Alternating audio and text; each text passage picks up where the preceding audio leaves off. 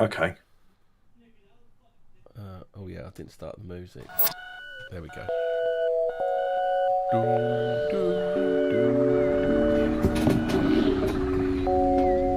Were you trying to do when you wrote this piece of music? Were you trying to do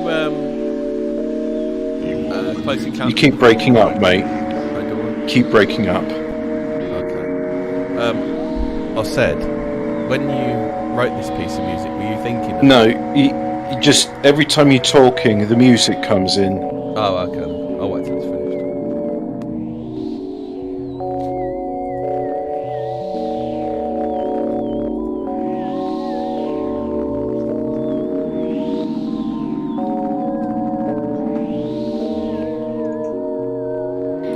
Sounds like you keep hitting mute on that. Does it?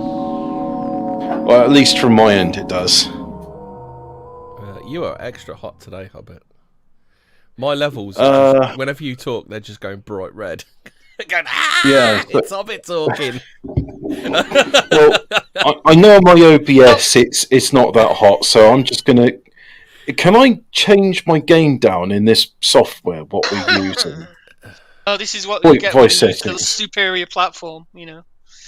Oh, voice bit rate. I can increase it to 256. Can you? And my current set is EU Central Frankfurt. There we go. Hold on. Talk again. No, you're still... So now I've changed my settings. I've turned you down. I've turned you down in the app. I don't know whether that's going to sort it out. Well, I mean... that's better. That's better. You're normal now. I've turned you down in the app and you're normal now. Okay, that's a relief. Yeah, because I didn't see any options to turn my gain up or down in it. But I didn't increase the... if you go to voice settings, you've got like voice bit rate and it's default 72. I set it to 256. Doing spicy messages already. It's message retracted. All right. Cool. Yeah, so we're doing a hump day one because I'm busy tomorrow night. So curry. Yeah, curry. Yeah. I've been doing quite a lot of Thursday family curries. The other week it was family curry night. So yeah. But you're I was just going to say somebody I know. Yeah. Can't handle spice, so surely a curry night's not suitable for them. She didn't choose it, so. Oh, I see. She'll have a butter chicken or a korma or something. She'll be alright with that. Chicken's nice. Yeah, I keep trying to get her to have butter chicken because that'd be better than korma, wouldn't it? For her. It's a very nice dish. I mean, there's also something called Persian chicken, which is it's a sweet and savoury dish, and it's not spicy. But not many places do that because, like, Persian chicken's already like I don't know. The subcontinentals seem to be a bit iffy on Persian cuisine, and I don't know why. I don't know. I've had Nepalese. There's like a Nepalese not too far from me. Well, Persian chicken's quite a nice recipe, but I just wanted to say as we're on the subject of Fortean Words, the Fortean case of regardless of what day we do Fortean. Well, it's reverse telephone telepathy, where regardless of what day it is, if I'm doing a Fortean Words, people ring me up either before, during, or after. Whereas I won't get a call for the rest of the week. In fact, there are some days I go like entire days without uttering a single word. Yeah. I like those days. Are you a monk? Well, if ever I feel like I need to do some talking now, that's when I go and like do a live stream where I can see my microphone is not hot. Microphone's not hot. So I thought I'd start the evening with England's heaviest constable. And no, it isn't. It isn't lesbian Nana. Also, Fraser's here. Yeah. Hello. Sort of. He's body, not spirit. He's got a monk on audience, so he may not be talking tonight. What do you mean? So John William Stevens was born in Attleborough, Warwickshire, in or around the year 1860. In December 1877, he enlisted in the Royal Artillery at Portsmouth, serving abroad in Mauritius and Natal. What's Natal now? Did he eat the cannonballs? Well, what's Natal now, Hobbit? Let's find Natal. Yeah. Is a province of it's southeastern Africa. Natal, that's not right. Natal. The province of Natal, which in Afrikaans is Natal province, commonly called Natal. It's Natal province. Yeah. Which country? South Africa. Yeah. Oh, it's South Africa. It was a province of South Africa from 1910 until 1994. Yeah. But then, right, okay. What happened to it? Just disappeared. Rorke's drift happened. That's what. So during this period, rural areas inhabited, white population, majority English-speaking people of British descent. Natal, the only province to vote no in the creation of a republic in the referendum of 1960. He's a very strong monarchist, pro-British Commonwealth, anti-secessionist sentiment. And Natal was in a state of violence between the Inkatha Freedom Party and the African National Congress, with violence subsiding soon after the first non-racial election in 1994. In 1994, the Ugabuga was reincorporated into the territory of Natal, and the province was redesignated as Ugabuga Natal. KwaZulu Natal. Ugabuga Ugabe Natal. So anyway, he was in Natal, which was a British province. Yeah. During the Anglo-Zulu War, Stevens served in the Gatling gun battery with Colonel Evelyn Wood's flying column. Because Gatling guns were considered artillery until people figured out, maybe we should call this something else called a machine gun. Yeah. But original tactics for Gatling guns is use it as artillery, you fire a volley of shots towards them, and it'd basically be like longbowmen old, where you'd have them fire a volley into a group of rank and file units. What, so up and over? So you'd fire in an arc? I mean, I don't know what the range of Gatling gun is. I assume it's more than a mile because the bullets weren't particularly small. And it would much like archers. Would you call archers artillery? I mean, somebody in the chat might. No, because what are they called? Because you had artillery, didn't you? Yeah, artillery, wouldn't they? Then trebuchets later on. Yeah. There's also mangonels, but we don't really talk about those. But the fact is, Gatlings why don't we have catapults anymore? Why do we only have trebuchets? Have you noticed we don't have... The humble catapults disappeared now. No one talks about it. I was going to say, we kind of do have catapults. They're sort of handheld catapults, with the bits of elastic. Yeah, but we used to call, the trebuchet, when I was a kid, there was no such thing as a trebuchet. It was a catapult. Oh, but there is a trebuchet. I know what you mean. No, it's like a new thing. It's like Mumbai or... It's an old thing. It's because we called them catapults. That's all we could... you remember that game, don't you? Crossbows and catapults. Yeah, but it's like you've got vans and we've got cars. They're two different things.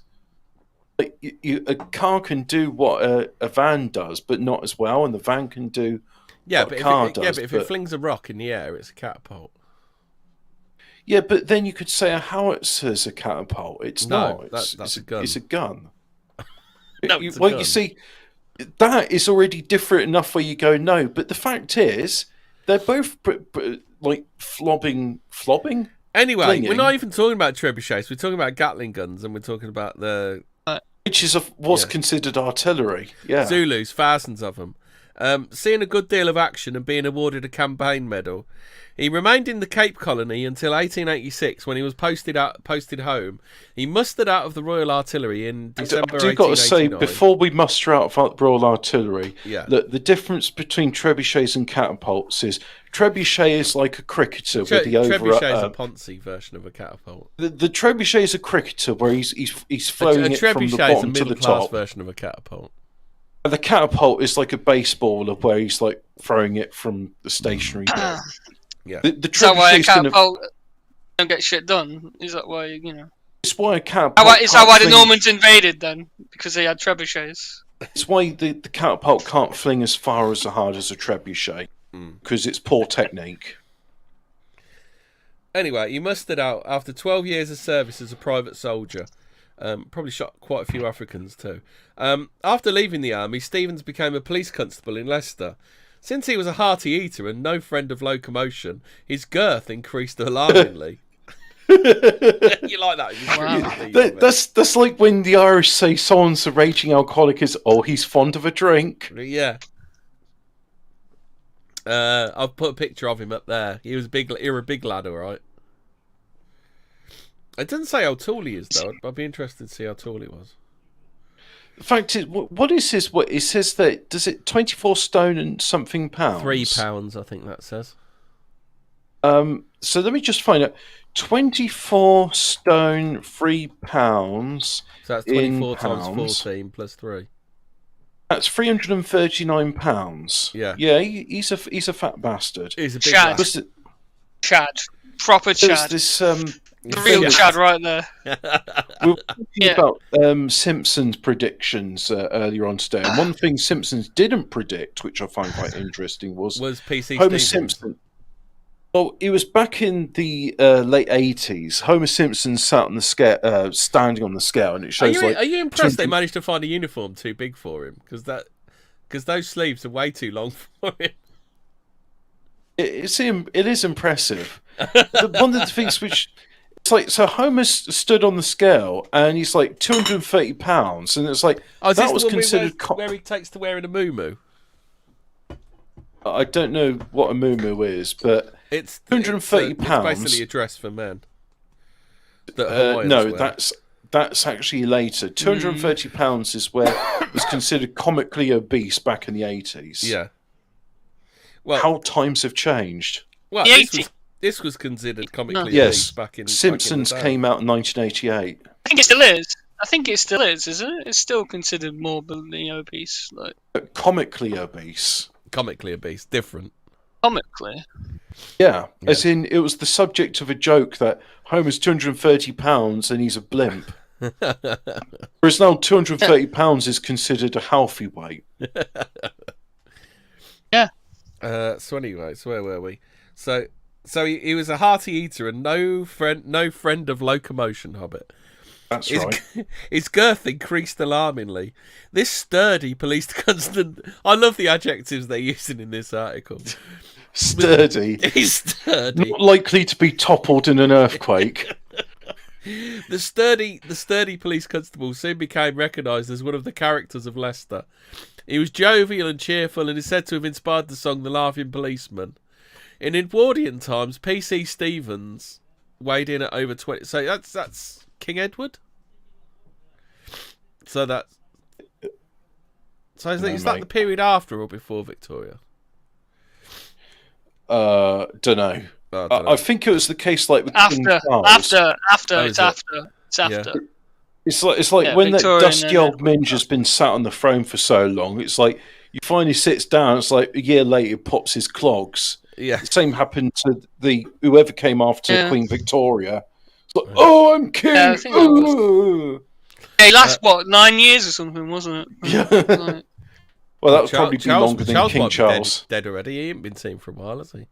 In Edwardian times, PC Stevens weighed in at over 24 stone. That's 152 kilograms, Hobbit, and was Britain's heaviest policeman.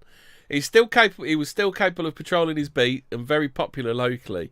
They don't tell you it was very popular because he couldn't nick any bad uns because he was too fat. He must have got through a lot of shoe leather in his time. He was too fat to nick any fucking bad uns. No wonder he was popular. There are at least 3 picture postcards with his portrait. Shoe leather he got through. Yeah. I bet all the... I was under the impression everyone was starving back then. Like, so how did he get so fat? He ate all the pies. Yeah, and he was no fan of locomotion, and he was sturdy. You fat bastard, you ate all the pies. Yeah. Unfortunately, the lifestyle of Tubby... His nickname was Tubby, by the way. Unfortunately, the lifestyle of Tubby Stevens was not conducive to conductive, he's put. It should be conducive. To a long and healthy existence. The famous police constable died in April 1908, aged just 48 years. There were dense crowds lining the entire route of the funeral cortege, from Stephen's house in Cobden Street up to the Welford Road Cemetery. An estimated 10,000 people turned out to show their respects for Britain's heaviest police constable. A testimony to his popularity among the people of Leicester. There was a remembrance-style postcard with a portrait of Stevens and another card showing a cemetery scene. So there you go, that's it. I thought that was a funny little story, though. Like, massive fat bastard, 24 stone. Funny now, like he's kind of like mid-range now, isn't he? That's nothing. That's like hold my beer territory. No, he's just like your typical Leicester male. Good job English ain't here, isn't it? Yeah. What do you want to do? Do you want to do Ghosts from the Black Country, or do you want to do Colonel Gaddafi's Green Book? Next. Oh, actually, the latter I don't know anything about, but I can't use the Dudley voice for that one. Oh no. Yeah. Regular readers will be well aware that I like to collect first and second-hand testimonies of people's strange experiences and collate them, not me, the bloke writing this article, into articles for FT and occasionally the Ghost Club Journal. The Ghost Club, I'm trying to think of a funny joke about being in it, but I can't think of a pun. Do they have goulash? That's all I can think of. These can arise from contacts made at various events, but sometimes they just come out of the blue. This is the case when I was chatting with a very good friend of mine, William Stevens, pseudonym, who I've known for many years and see on a regular basis. Somehow one of our conversations got round to my talks about phantom hitchhikers and road ghosts. It was at this point William told me about a range of weird things that happened to him personally. I'd found myself in a similar situation when preparing my articles, The Hauntings of David Barton, dealing with stories of one individual about a series of diverse events. Just thinking about road ghosts briefly, and also like where you can see legionaries on Ackerman Street to this day. Is there something about like when people walk or travel on roads frequently, it charges them with a certain energy? Well, there was that thing we did about the straight roads, Hobbit. Remember? What's the straight roads? No. Remember the episode we did about the straight roads and the energy ley lines and shit, the channeling of like spirits and shit. That's why they built them straight. Interdimensional Lizard says ley crossroads lines. Maybe the roads are built on ley lines. Because there's a lot of lore about roads. You know, like suicide victims should be buried at crossroads, or people have summoned the devil at crossroads. There's quite a lot of lore about roads, isn't there? Mm. Well, yeah, there's a thing about the Chinese, and the Great Wall of China was meant to deter evil spirits, wasn't it? You know, it was because it was bendy. It's not straight. Like, there's definitely like mythos around that stuff. Yeah. Well, the Romans built straight roads, didn't they? Well, yeah. I mean, one could argue straight roads is the quickest way from A to B. Yeah. Sorry to be all Snopes on you guys, but yeah, no problem. So many years ago, in the summer of 1980 or 1981, when he was 16 or 17 years old, God, that's written badly. William had a girlfriend who lived in Tipton in the West Midlands. We need Turley on for this one because he could tell us about these places. All I think about Tipton is they mention it quite regularly in Viz, don't they? Tipton, I bet. It's not as much as Shit Street, but yeah. Or what's the place? Is it Fulchester? That's the one. Yeah. Tipton in the West Midlands, in one of what are locally referred to as railway houses. These are terraced houses that are deep and narrow and have 3 floors. At one point, on the first occasion William visited her house, he inevitably had a call of nature and asked his girlfriend where to find the toilet. Do you reckon he said, "Oh, can I borrow your toilet? Only if you put it back." Ha ha, tee hee. She told him that it was upstairs on the 3rd floor. Fucking hell! Imagine going up the 3rd floor for a piss. And gave directions, but when he La-di-da, 3rd floor. Fucking. When he got That was posh. My nan had a three-story house when I was a kid. My cousin's pub has got 6 stories in it. Ooh, la-di-da. Yeah, that's a townhouse. I know it is, but it's a pub. She told him that it was upstairs on the 3rd floor and gave directions, but when he got to the 3rd floor landing, he realised he could not remember exactly which door she had said, therefore took a guess, opened one of the doors, only to find that he'd stepped into one of the bedrooms where an elderly lady with tidy grey... He stepped into the bedroom, he didn't just open the door, he just fucking barged in there. Like, normally, if you're not quite sure, you open the door gingerly just to see if it's a bathroom or not, don't you? Oh, not this guy. Just kick the fucking door open and go striding in there. Hello, I'm going to do a poo now. I don't know why I think he's Harvey, but... Hello. Hello, you cunt. Oh no, we've been demonetised because you said cunt. Oh fuck, I said cunt too. Oh shit, fuck. I said fuck. Oh fuck, you said bugger. Oh bugger, I said shit. Oh no, Susan. Oh, I can't have bad language on this. Double pregnant Elsa's absolutely fine, but no, we can't have fucking bad language, can we? I'm so sorry your son's burning in hell, Susan. Rest in peace, your son. Oh wait, he's not. He's burning in hell. My condolences, Susan. Is he boiling in shit and cum? Oh no, they only reserve that for their special guests. Yeah. So, therefore, he took a guess and opened one of the doors, only to find he'd stepped into one of the bedrooms where an elderly lady with tidy grey hair was sitting in front of the window, which overlooked the rear of the house, reading a Mills and Boon book. Yes, I was just reading a bit of Mills. Do you remember Mills and Boon? That was like 50 Shades of Grey for old ladies, weren't it? Oh, grim. No, it was like soppy love stories. It weren't like racy at all. Probably was back in those days. I thought it was very Fortean the way that I was going into my Sainsbury's at the time. I don't know why I say it's my Sainsbury's. It's not as if I own shares in them. But I was walking into it and like prominently displayed. Prominently display. You didn't display. I would say that. Hobbit's gone Chinese. Prominently display in front of Till is a pop-up bookshelf for 50 Shades of Grey. All the ladies go, and I just thought I picked up one. I opened up one at random. And I was just like, oh, okay, he's pissing in her mouth. Great, this is a good thing. Just in front of joking? everybody. He actually pisses in her mouth. I mean, it is like, you know, a Twilight fanfic. So yeah, this, like I just opened up on the random page. It's just, oh, good. I'm sure glad this isn't a place which is eye level with children. And then one can say, Mummy, what's that about? Can I read it?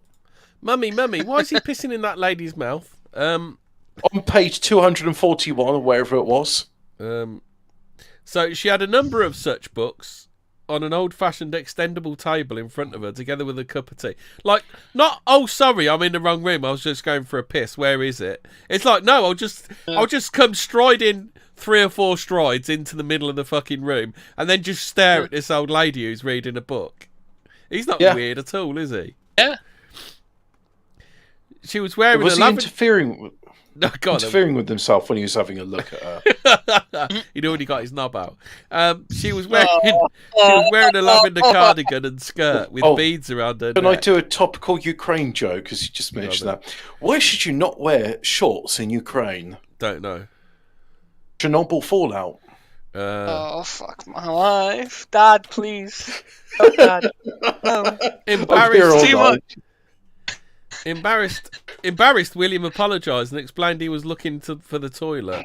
Phrased as embarrassed on my behalf. I have no shame. Embarrassed, standing there with his dick out, fully in the room. Like, yeah, I think he was embarrassed. Hello. Hello, you cunt. Hello, you cunt. As he recalls, she seemed to look towards him, but not actually at him, as if she was seeing someone else who was also in the room. In addition, he was aware of a strange chemical-like smell, as if something was burning. He withdrew and found the toilet was behind the next door. Yeah, isn't it mothballs, like the smell of camphor? Oh, yeah. Oh, your trunk was made of camphor. No, your guitar was made of camphor. Do you remember that from Red Dwarf? It must have cost a fortune. Oh dear. When he returned downstairs, his girlfriend asked if he'd found the toilet. He said that he had, but he had first inadvertently gone and knocked one out over her granny. No, he said he'd inadvertently gone into a bedroom. That's what he said. Where he'd interrupted an old lady reading her book. Upon hearing this, his girlfriend went white and asked him which room he was referring to. She then produced a photo of 5 elderly women and asked William if the lady he'd seen was on it. He immediately indicated the woman. His girlfriend then became very emotional as she explained that the room he had stumbled into was her sister's room, but it had previously been occupied by her elderly grandma. I thought he was like trying to shag some old granny when he said it was her sister's room, but but it had been previously occupied by her elderly grandmother who died 2 years previously. The lady William had pointed out in the photo was her grandmother. Ooh. The two of them went back up to the bedroom. It was empty. There was the same chair and table he had seen, but no books and no sign of anyone, and the strange smell had gone. Like piss and shit, I suppose. William and his girlfriend were the only people in the house, and neither could explain what William had seen. Do.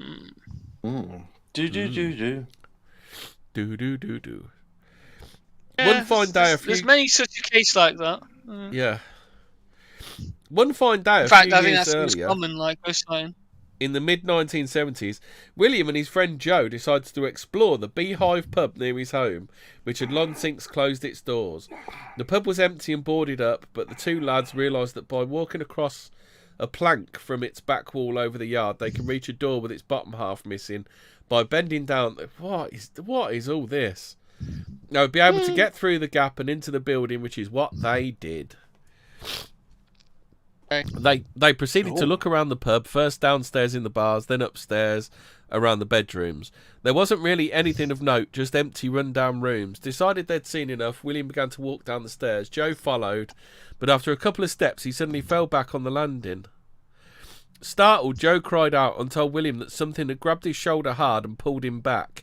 Yet there was no one and nothing to be seen. Joe's shoulder hurt, so he pulled up his t-shirt. Both of them could see what looked like 3 large red finger marks where he felt he'd been grabbed. The t-shirt material showed no sign of having been touched, such as a tear or a pull. Needless to say, the two boys decided to vacate the premises, as quickly as possible. Fearing whatever had attacked Joe would be chasing them, they crossed the plank onto the back wall, then pulled it up so nothing could follow them. Something had happened to Joe, and he simply had slipped, fallen, was evidenced by the fact that it took many weeks for the finger marks, bruising to fade away. What do you think? Three-fingered Jimmy, did he? Yeah, three-fingered Aki. So maybe I lost something, but yeah, like these stories, they've got nothing to do with Gaddafi's little green book. No, because you said you wanted to do the stories from Dudley first. Oh, the Dudley one. Dudley. These are only Dudley. Yeah. Dudley.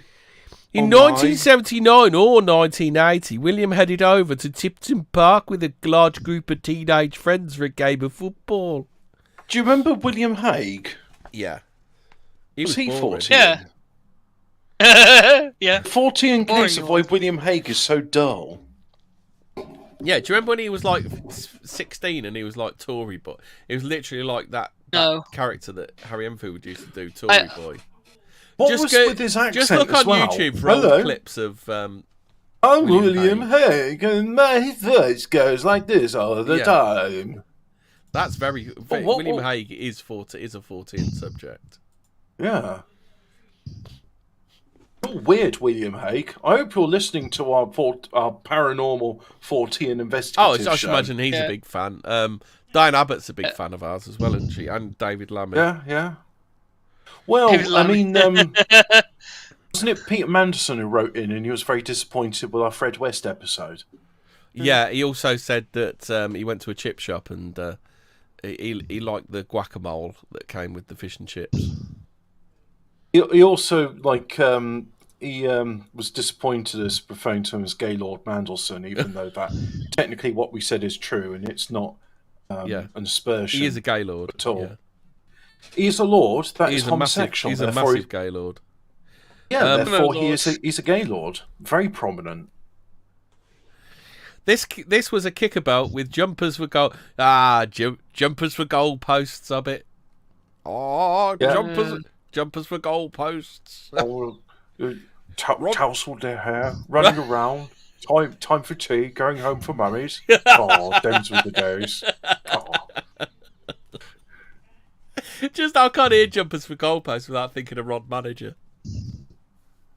Yeah, I don't know what Paul Whitehouse's character was, but just think, little boys with shorts running around, jumpers for goal posts. Ron Manager. His name was Ron. His character's name was Ron Manager. Oh, right. I see. Why did that never occur to me? William found himself in goal, so he inevitably sometimes watched what was going on and off the pitch when the ball was towards the opponent's end. At one point, he found himself watching a very large black bird fly over the area. Was it Diane Abbott? Oh, it's a black bird. Was he Diane Abbott? No. Was he doing Butler? Was he doing Butler on Angloid? On Butler. He kind of. I like. There's Dawn Butler, and then there's the cross-eyed variant, the other one. You know, the other Dawn Butler. Is it a bird? Is it a plane? No, it's Diane Abbott. It's a big black bird. Don't lie. Don't lie. At one point, so he cannot remember whether it was a crow or a rook. He's just like he adds in. I'm inclined to think he's lying because he adds in these really, really weird details, doesn't he? Then there was a courting couple. Courting. I love the phrase court. We need to bring back the word courting, don't we? Oh, I actually scanned in a letter written by my great-grandmother to my grandmother about... So, in 1954, 70 years ago, my great-grandmother Hilda May wrote a letter to my grandmother. Yeah, doxed to Hilda May. Mind you, there's probably not many great-grandmothers named Hilda May, so it probably is a doxed. And... in it, it's like I remember. Yeah, believe it or not, she's actually one. Spring from the egg.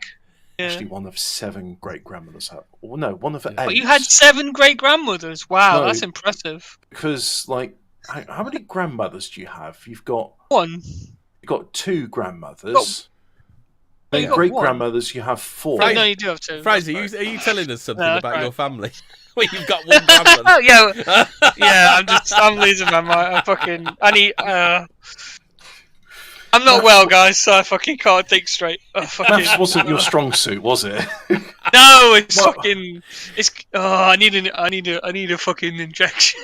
It's right what I say about the Isle of Skye, isn't it? Fucking Fraser with his grandmother. But we're not talking about your heroin addiction that all Scotsmen have. We're talking about I adopted the heroin. I wasn't born in it, alright? You know. I was born into it, moulded by the heroin.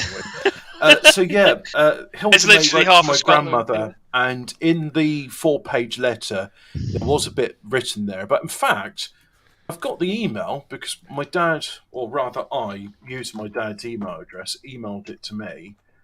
And I probably sent it to my new email address, which I'm not going to dox. Yeah. And let's have a look. Hilda May, there we go, 1954. And there's something about courting in it. Where can I see the bit about courting? I'm not going to read my grandmother's name. Bronchitis, there we go. You see, Dad has been home from work for a bronchitis and is still not fit. It wouldn't be a very happy meeting with a pair of old Crocs like that, would it? You don't need to worry about me not liking you, my grandmother's name.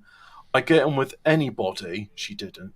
And I'm sure if Grandad has chosen you for his wife, you are a very nice girl. I used to go to the cinema every week before I was taken ill, and I missed it dreadfully at first. I expect Brian has told you that the family have bought me a television, which in 1954, I mean, not many people had a television. Bought me a television set. I do love it. It is such comfort, and you feel that you belong Hobbit to middle the class people wanker outside of your home. confirmed. Yeah. I'm not telling you the profession of my granddad, but suffice to say, Was he a toolmaker? No, he wasn't actually. But I can tell you I don't think Hobbit gets the. You do get the joke, but you get a joke. I do know about Sir Keir Starmer. But he did get it. Can you really describe yourself as a toolmaker if you own the factory? Well, you make the tools which make the tools. That's a form of a toolmaker, right? Yeah. But point being is, they bought her a and there's something in it about courting, but I can't remember what page it's on. That was when the telly was on for about 2 hours a night, weren't it? Oh yeah, there it is. So Brian has told. Oh, sorry, Doxed. Someone called Brian has told me about the lots of walks you have. It reminds me of my courting days. We used to walk miles. I love the country myself. To you are a bit of an artist. So you are a bit of an artist, are you? There's no question mark there. It's a comma. I've got it. Your father's dead. Your father's dead. Well, you beat me there. I'm hopeless. Don't you remember that one from Red Dwarf? Another Red Dwarf man. How did he die? He passed away peacefully in his Jeep at sleep. I'm hopeless. I've done quite a bit of embroidery, but at this time of the year, I'm afraid I'm lazy and do not do anything apart from a bit of mending and reading. So anyway, courting days. The letter. And that's 70 years old. You know what? How sad was it? I mean, you had to write letters to people to talk to people. That's. Oh, you could also meet them in the pub or the church. True. Yeah. Or you could just stop in the middle of the fucking supermarket and people have to get round you. That's something that's still done in the present day in Belgium, by the way. My godmother was just like, "Can you move, please?" And I was like, "I'm glad you said it because I was getting annoyed with them." She says, "Some people just got no care for others." I was like, "Yeah. Yep." So anyway, so courting. There he was. Yeah. Jumpers for goalposts. He saw a blackbird, and then he saw a courting couple.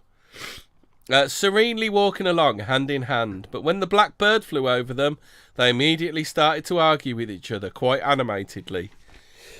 Oh, hate you, I do. Your grace is Duga Booga. This continued a little while as the bird was above their heads, and they only stopped when it flew away. The blackbird then flew over to some of the football players, who, to William's amazement, also started to argue with each other when the bird was overhead. Again, they stopped arguing when it moved away. Naturally, this piqued William's curiosity, and he continued to watch the bird as it eventually flew down to the ground. It bounced forward a few yards in the way that corvids move on the ground, and then stopped. Black smoke then started to ooze out of the bird, primarily from its beak. Then it keeled over, dead. William turned his attention. Was this bird like a death metal album or something? Yeah. It's one of Phil's fucking spy birds, isn't it? Yep. Spy birds. The cheap Chinese Temu batteries burst into flames. Yeah, when you buy a spy pigeon off Temu. Black smoke then started to ooze out of the bird. Primarily it's totally real. What's that? Got this totally real product. You remember that advert they did? Just for any drones. This is definitely a real thing. Just for any archaeologists in the future, Temu is the modern day equivalent of Argos, but not as good. Wish. That's offensive to Argos. Like, holy shit. I know. That's why I'm saying it's not as good as Argos. No, it's more like stuff you buy off the market. Yeah. Yes, it is, actually. That's the back of a lorry, quite literally, you know. It's stuff you buy from a spiv. When you fish out of the ocean, yeah. Yep. William turned his attention back to the football. When the game had finished, he went over to have a look at the black bird. It was definitely deceased, but what surprised him was it now looked like a bird that had been dead for several days. What if the bird was never alive in the first place? Dun, dun, Yeah, dun. it was a spy pigeon. You all know it was. Self-destructed. Yeah. Because William had noticed. No, only 79p on Tmall.com. Buy now. Buy now. Buy Tmall. Buy everything on Tmall. Buy now. You get it free. Oh, Screaming Man on Tmall say buy now. Yeah, I thought Timu was Indian, not Chinese. I don't care. I don't know. I just assumed it was Chinese tat. Is it Indian Look, tat instead then? Oh, well, that No, explains. it's Chinese tap, just resold by Indians. Oh, okay then. That's what I thought it was. Don't know. Why can't I just go to AliExpress and buy it directly? Why do I Yeah. need Tmall for that? Yeah. Yeah, but with Tmall, you spin the wheel, you get it for free. Spin wheel cost 80 yuan. Many years ago, William... This is another story now. William found himself being dragged along by his then-girlfriend. I doubt this dude's got a girlfriend, really. To a psychic fair in a large Tudor house in Wolverhampton. This suggests that Psychic it was either... fair. Yeah. Psychic fair cancelled due to unforeseen circumstances. This suggests That's that the it was either... clairvoyance meeting. Yeah. Either Mosley Old Hall or Whitewick Manor, both National Trust properties. William cannot remember the name of the venue. He got a fucking house? Is this guy? I figured out who William is. It's Joe Biden, isn't it? Okay. He's I went to the manor. I fucked your wife. That was. You seen that one? Listen here. You seen the listen one here. where he's like, man, I fucked your wife. He's that one. You seen that one? Oh, but Joe Biden. Anyway, Yeah, enough of Joe this. Biden's talking to this dude. I don't know if it's the debate or what, but Joe Biden's going blah blah blah blah blah blah. I fucked your wife right in the middle of the sentence. Anyway, Yeah. Enough of this malarkey, Jack. There were lots of stalls covering the sorts of things that would be expected at such an event. His girlfriend was very enthusiastic, and William spent most of his time idling between the stalls and watching people. At one point, he was looking for the toilets. It is Joe Biden, isn't it? He's just sharted, isn't he? It's him and fucking toilets. What is it? Is he cottaging or something? He likes to cover for the time Jerry Nadler shit himself. At one point, he was looking for the toilets and came into a corridor where he saw a man wearing 17th century costume, typical Cavalier period look, although not a soldier. William assumed the man was dressed up as part of the event. William saw the man again, noticing that he was just walking around the venue and not really engaging with people, which William had assumed would be his purpose. Completely puzzled, pointing at the man, he asked his girlfriend, "What's that bloke supposed to be doing?" This rather unnerved his girlfriend, who said there was no one there. At this point, William saw the man, looked directly at him, as if realising that William could see him. The man then walked past them and round a corridor. By now, William was determined to get to the bottom of the mystery and followed the man. When he turned the same corner, he found only a bricked-up doorway. Oh, he's insane. Dun, dun, Right? dun. Hey, Jack, enough of your malarkey. Yeah. It was one Christmas day back in the 1990s, and William was with his ex-girlfriend, Katie, pseudonym. The relationship was never going to last because he supported Wolverhampton Wanderers and she supported the deadly enemy, West Bromwich Albion. Oh, okay. Yeah. Okay. He's a bit sad, isn't he? This William's a bit sad, isn't he? Yeah. Imagine that, like, football over, leg over. Football crazy. She's football mad. I don't know a footballer she hasn't had. Yeah. Katie had two dogs, a Rottweiler and a Rhodesian Ridgeback, and decided it would be a good idea to drive out to Cannock Chase to take them for a walk. Oh no, he's going to get bummed. It's not something you see much these days. He's going to get bummed by Stan Collymore. However, when they arrived in the car park, there was when they arrived in the car park, an ex-footballer shot ectoplasm all over the window. William and Katie had a blazing row. That's a nice-looking dog.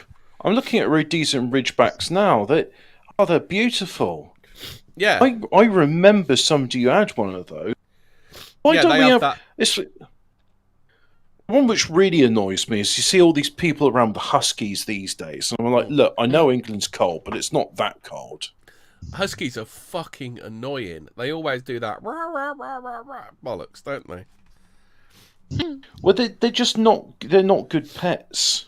They're utility dogs, like Jack Russells.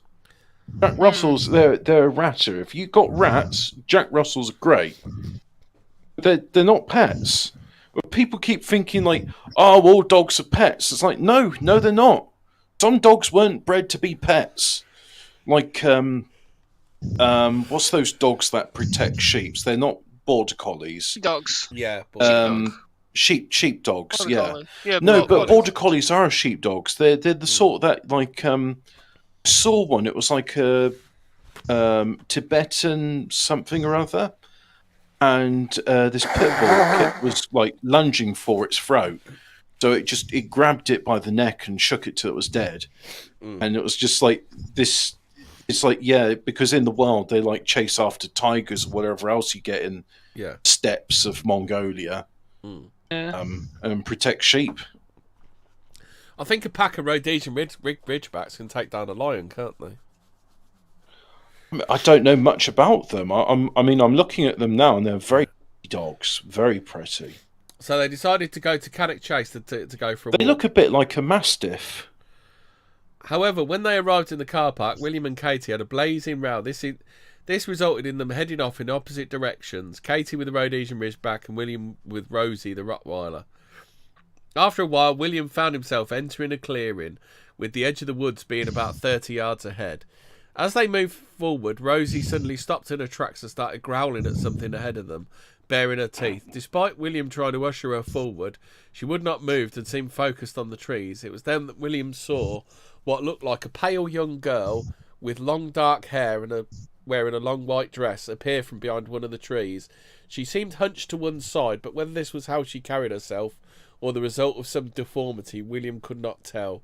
Rosie became even more agitated. At the point that the girl was in full view and starting to move towards them, William decided that discretion was the better part of valour and turned and ran. Rosie similarly turned on her heels, and the two of them left the clearing and whatever they had seen well behind them. Then they raced to the car park. Katie was already there, at the back of the car open. Rosie did not pause. She ran to the car and jumped straight in the back and cowered.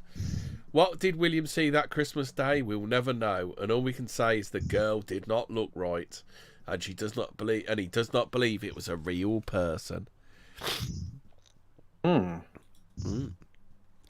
think this William's a bit of a bullshitter personally, but yeah, he sounds a bit sus, doesn't he? Yeah. Hello, Craig. But on the plus side, at least we've had. I now know what I'm reminded of a Rhodesian Ridgeback, also known as the African Lion Hound, because it's good against lions. Oh my God, there's loads of his bullshit. I got another 2 pages of his bullshit. Oh, good. Well, that's the rest of the show done. On a trip Chosen to Edinburgh, bags, lads. On a trip to Edinburgh, William and a girlfriend were taking a leisurely. Don't you mean Edinburgh? Edinburgh. Oh, another girlfriend. Edinburgh. Yeah, he's a proper man whore. This fucking William geezer, isn't he? Yeah, Jesus. He's got He's had loads and loads of girlfriends, and his nickname's Ace. Commitment issues.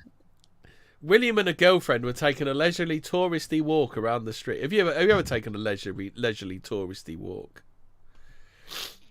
Actually, yes. Around Edinburgh. Edinburgh. Yeah. Edinburgh. What you mean down Princess Street? Is that? Is that where all the gays congregate? Is that That's the Royal Mile? That is pretty much it. Yeah. It's the shopping street. Is that where you'd find tourists go, oh, Edinburgh is so picturesque? But yeah, because it's near the park and fucking castle, right? You know.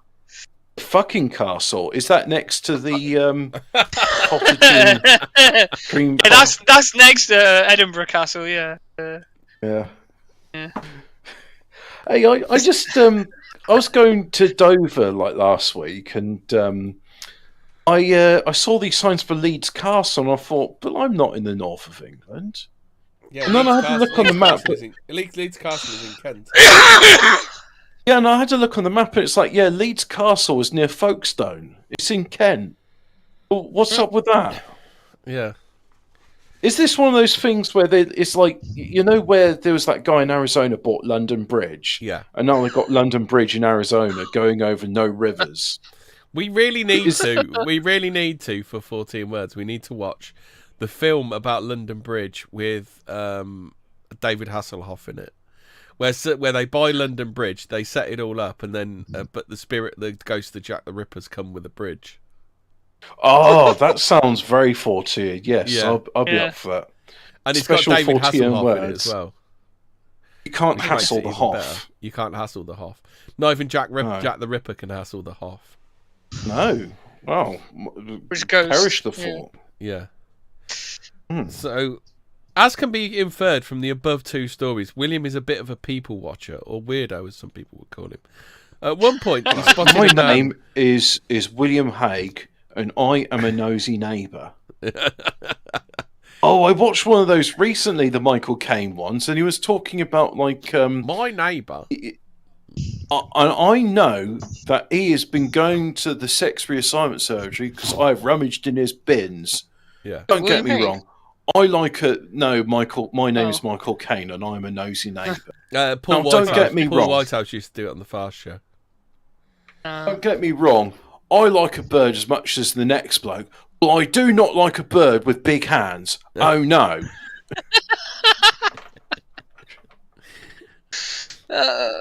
So at one point, he spotted a man who he can only describe 2024. as an Andy Warhol lookalike.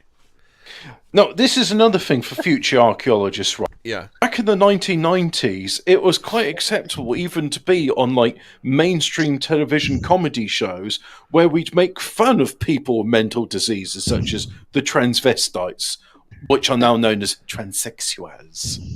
Yes. But back blonde then hair. they weren't called. So he had longish blonde No, hair, is which it- looked dyed. Go on then. No, isn't transvestite just dressing up and like? Yeah. What Not happened to the going, not humble committing. transvestite? Oh no, you like wearing Yeah. ladies' clothes, right? That's it, Sonny. We're going to chop your cock off now. But no, I just It's- I just like wearing the Mrs. Brown while she's out. No, It's we are gonna like chop your what cock off happened now, to mate. the. But wow, you could say it's like what happened to the humble catapult. It got Yeah. weaponized into a Got turned trebuchet. into a trebuchet. Goddamn Normans. Hey, the Romans. No, actually, the Romans didn't no, have trebuchets. No, That was exactly. Norman. Yeah, Yeah, that's a they had Norman catapults. thing. They had catapults because they were fucking cheap. Well, the thing is, the Greeks did have something similar to a trebuchet, which was like a sling staff, and so the principles could have been known back then. But then again, it's like saying, well, the no, Greeks had steam David power. killed Goliath with a sling. So it's Yeah, even but a older sling than staff. Imagine you've got a staff with a sling on it. That. Did JML make the sling staff? Oh, Are you like, fed up? A picture of David blowing his fringe out of his like. Are you fed up of And he's killing got- giants with a boring old sling? He's got pain in his lower back because he's having to like aim up at the giant's head, and not with the new JML sling staff. And you know, it's like the staff is the same height as the giant. He just bonks him on the head with it.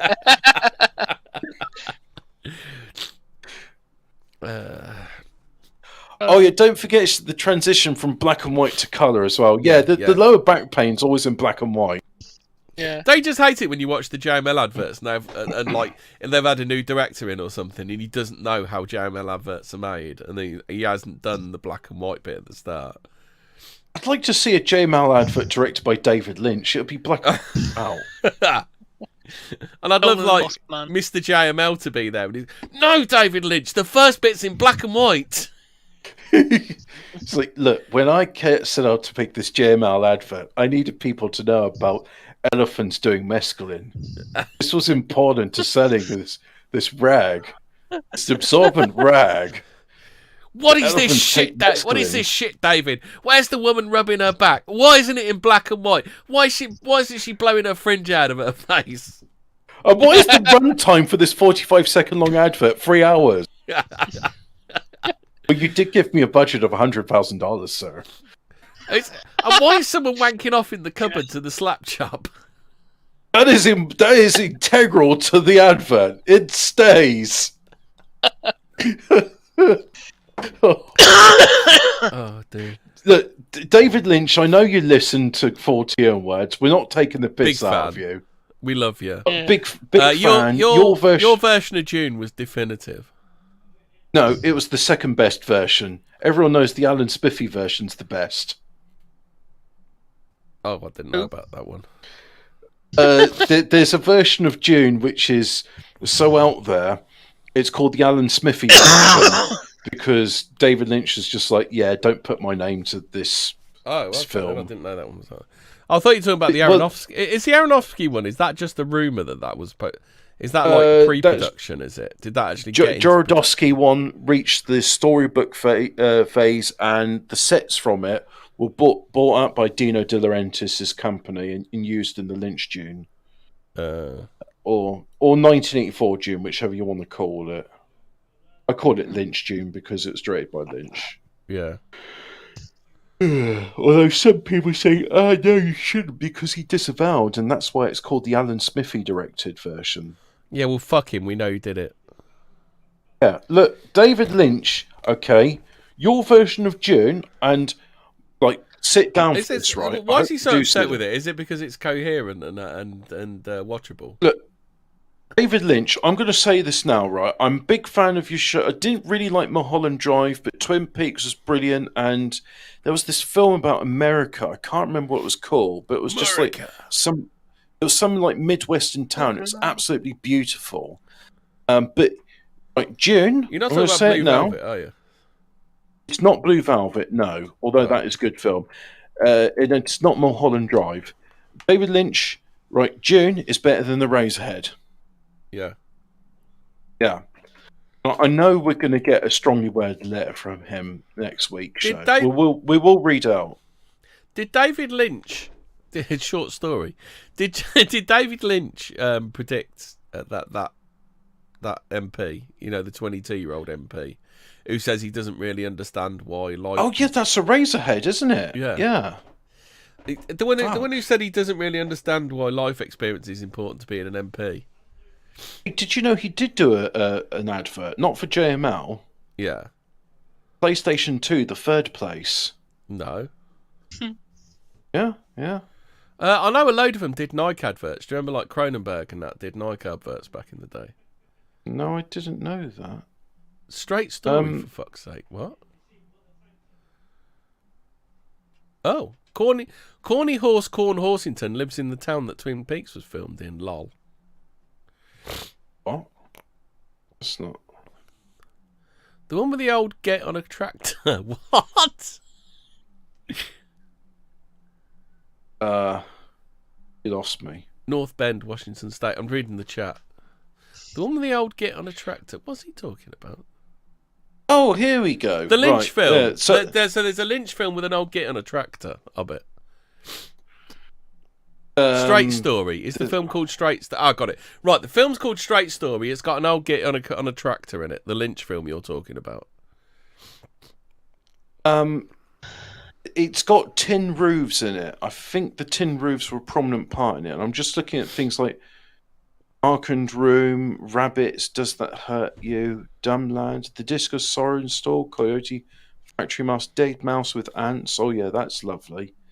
Dead Mouse with Ants. That sounds great. I bet William's seen one of those. Do you remember William, whose story we were reading before we started talking about David Lynch? Fuck William. He can go fuck himself. Yeah. Is it Lost Highway? No, it probably wasn't Lost Highway. I think Living the Dream's got it. I think it's called Straight Story.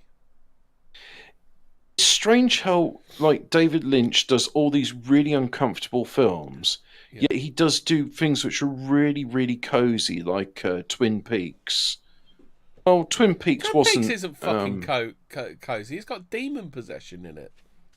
Yeah, but it's cozy demon possession, and it's got Carl McLaughlin saying that's damn fine coffee, and that bit, like, that features in Dare the Tentacle, where... the doctor in it, you give him some coffee and it's like, damn fine coffee. Is it on the air? No, it's not on the air. But I'm sure it's a David Lynch film. Maybe I'll just go and watch. Maybe it was Mulholland Drive. You sure it weren't this film that Living the Dream's talking about? He said Living the Dream. The film is called North Bend, Washington State. No. He said the film's called Straight Story, and it's got an old git on a tractor. Right, so Straight Story. Straight. No, nothing in David Lynch for that. Well, if I type Straight Story into the Tweed's IMDb coffee is search. pretty average, TBH. Great pie, though. Straight Story. Richard Farnsworth, Sissy Spacek. Yeah, this does. Alvin Strait, 73-year-old, learns his strange brother Lars critical, unable to drive. Oh no, this isn't the one, but it is actually a very good film.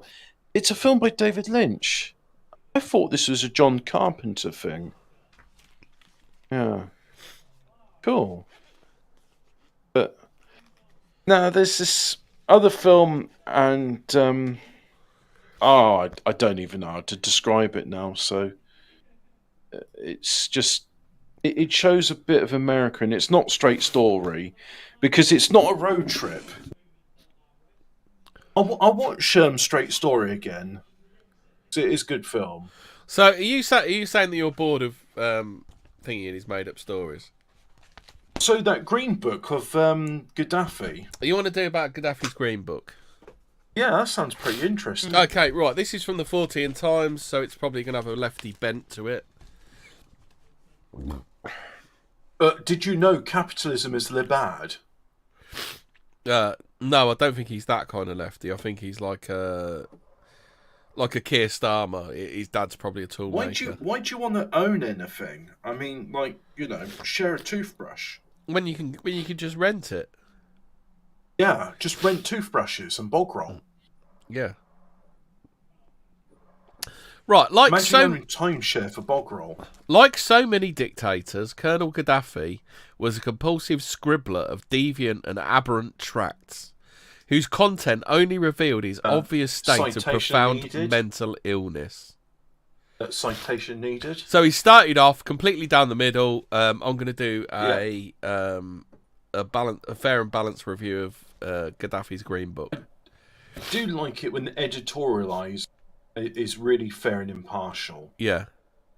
I mean, what's this guy's opinions on the Green Book? We don't know, do we? We don't know what he thinks of the Green Book. It doesn't rankle me in the slightest when people start for that stuff. Mamar's... I didn't know his name was Mamar. I thought it was Muhammar or something like that. But it's Mamar. It's one of those names that changes based on what time of the day it is. Oh, right. So, Mamar, I'm going to call him Mamar from now on, like I'm a middle-class child. Mummy Gaddafi. Mamar Gaddafi.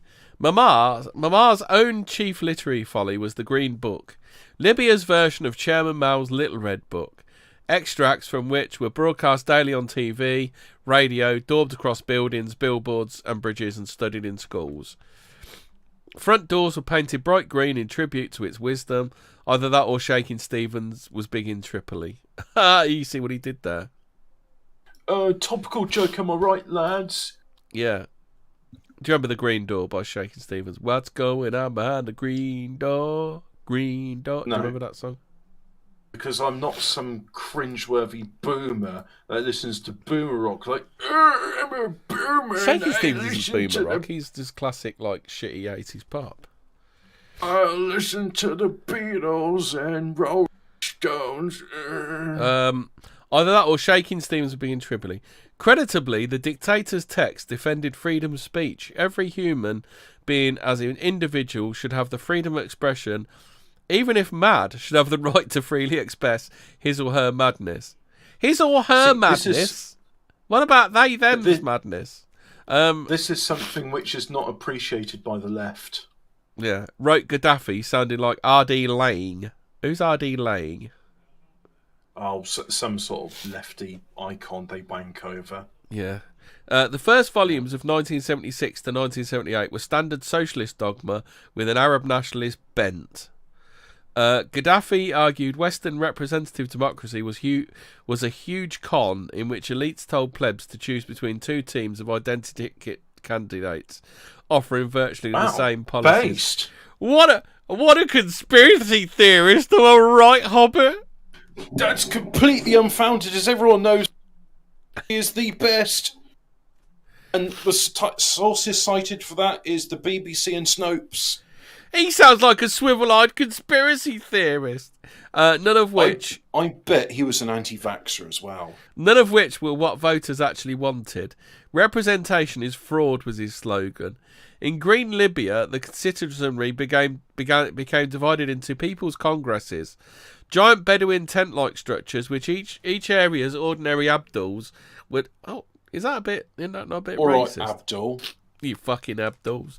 Normal ordinary Abduls would feel their desires up the chain towards Gaddafi, who would supposedly then act accordingly, but anyone foolishly speaking out against the people's will in such tribal councils was denounced by spies, thus making this form of representation a fraud too.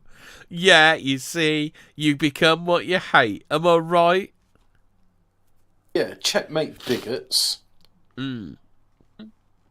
Private businesses should be given to workers and rented properties handed over to tenants to live in for free. The tent people decreed policies of the people's capture that proved popular until seized supermarkets ran low on food as shelf stackers had no idea how to navigate the import market. Yeah, oil cash... See, this is what happens when you try and be isolationist, Hobbit. You've got to be global. If you weren't globalist, you're an idiot. That's why we got to import 1 billion Indians into Libya so that they can man all the petrol stations. Yeah. Oil cash staved off disaster with Libya renamed the Socialist People's Libyan Arab Jumeirah, State of the Masses. Literacy rates... I quite like Jumeirah. I have that with basmati rice. Yeah. I prefer Jumeirah naan bread. Yeah. State of the masses. Literacy rates, healthcare and infrastructure did improve, if thanks only to hated foreign petrodollars. GDP per capita soared from $40 in 1951 to over $8,000 in 1979. Money itself was still slated to vanish from the land in the end, though, which in a sense it did, as from 1980, anyone with over 1,000 dinar in the bank had it stolen, thus making the apparently impressive increase in the average wealth moot. Taxed. Yeah. We don't say stolen, we say taxed. Yeah. Gaddafi's green... crashed my computer. What's that? Corn Horsington says Jumeirah crashed my computer. Yeah, not very good, is he? Yeah. No. Gaddafi's... Did he say do not redeem? Do not redeem. Do not redeem. Gaddafi's... Why did you redeem? Gaddafi's green ideology was truly rooted in his humble desert youth rather than in standard Marxist dialectic. The Khalifa... Is this where... He's doing Marxism wrong, Hobbit. This is what it is. Oh, bloody Arabs can't do anything right. Is this where Greta Thunberg got her green ideology from? Probably. Yeah. The Khalifa clan, the name means to spit or vomit. To spit or vomit what? Were penniless Bedouins. Mama's father was an illiterate camel herder. He didn't even have a birth certificate. As a schoolboy, Gaddafi already aspired to enter politics, idolising Egypt's military strongman, Colonel Gamal Abdel Nasser, the Arab nationalist who delivered the final death blow to the British Empire during the 1956 Suez Crisis. Gaddafi Yeah. Thanks for that, America. Gaddafi impersonated Nasser's fiery speeches to classmates, who he persuaded to join the army with him to help take over the country and kick out any remaining former Italian and British occupiers. In 1969, he overthrew King Idris in a military coup, meeting his idol Colonel Nasser, whose own rank he now copied. Nasser called Gaddafi a nice boy but terribly naive, which was at least half right. So was he naive or was he nice? I don't know. Egypt's next leader, Anwar Sadat, disagreed, thinking him 100% sick. And as the Pan-Arab allegiance fell apart, Gaddafi retreated from Tripoli back into the... I've seen Ali G in the house. Yeah. That means he's like, good. He's well sick, innit? He's well sick, innit? He's 100% sick, innit, bruv? He's sick. This may explain why 1979's final volume of the Cream book was rather stranger than the first two and full of profound insights like, a living creature is a being who inevitably lives until it's dead. What's wrong with that statement? Did Kamala Harris write that? That sounds more like a Kamala Harrisism, that does. Are we allowed to talk about Kamala Harris on YouTube, or are we going to get banned? That is a conspiracy theory. Yeah. There is no Kamala Harris. It is an undisputed fact that both man and woman are human beings. Well, have you seen some of the people that I have seen? Because the jury's out on King Cobra. Hobbit's been watching He's been TikToked, haven't you, Hobbit? I have been looking at mutants on TikTok, and I tell you what, the Homo sapiens sapiens does not cover this subrace of man. The 100% sick Gaddafi, sick innit, bruv? Fully sick. Was 50% an economic Marxist, but 100% not a cultural one. Embracing traditional Islamic tribal ways, allowing ethnic or religious minorities to flourish, was pure idiocy and against the laws of physics. What? Allowing ethnic or religious minorities to flourish was pure idiocy and against the laws of physics. He's basically saying, I don't like them foreigners. Yeah. The nation was the tribe writ large, just as the tribe was the family writ large. Ethno-nationalism was as natural as the family unit, and now I know why he's a crackpot weirdo. Ethno-nationalism was as natural as the family unit, and diversity inevitably destroyed it. Does he not know diversity is our strength? Well, according to Gaddafi, he disagreed with that. Yeah. But you see, Libya is very diverse now. If you go to the Libyan slave markets, which, by the way, there's Libyan slave markets where sub-Saharan Africa... I don't know what you're talking about. The only period of slavery ever in the world's history was the transatlantic slave trade. Atlantic slave trade. Yeah. There was no other slavery ever, Hobbit, so I don't know what you're talking about. No, neither do I. I'm sorry, I had a climate crisis emergency Ebola in my pants. Nativist prejudices being like gravity in the domain of material and celestial bodies. If the sun lost its gravity, its gases would explode, and its unity would no longer exist. Hence Libya's expulsion of Jews, Italians, Brits, etc. It was better for illiterate tribesmen to educate their kids in the ways of camels than to send them to school, as such places just filled their heads with pointy-headed nonsense. Gaddafi so far, all this sounds reasonable. I'm like, what are you objecting to here? I mean, are you just being like a bigot that disagrees with how people of colour do things? Yeah. Are you trying to put your Western chauvinism and say like he should accept liberal democracy? He's trying to do. Gaddafi once proposed a ban on schools, but found his plans blocked. Any country based on anything other than the age-old ways of its people was doomed to die like today's rootless West, whose degeneracy was embodied by its attitude towards sport, which was now a media spectacle, not a vehicle for personal participation. It's unlikely the crowds will ever enter a restaurant just to look at a person or group of people each. I mean, yeah. Yeah. You know, I just like I'm listening to all this, and I'm just thinking like, what's he said that's wrong? He's a crackpot fucking weirdo, Hobbit, and the bloke's already told you at the start of this. So why are you questioning him? Did he say women belong in the kitchen?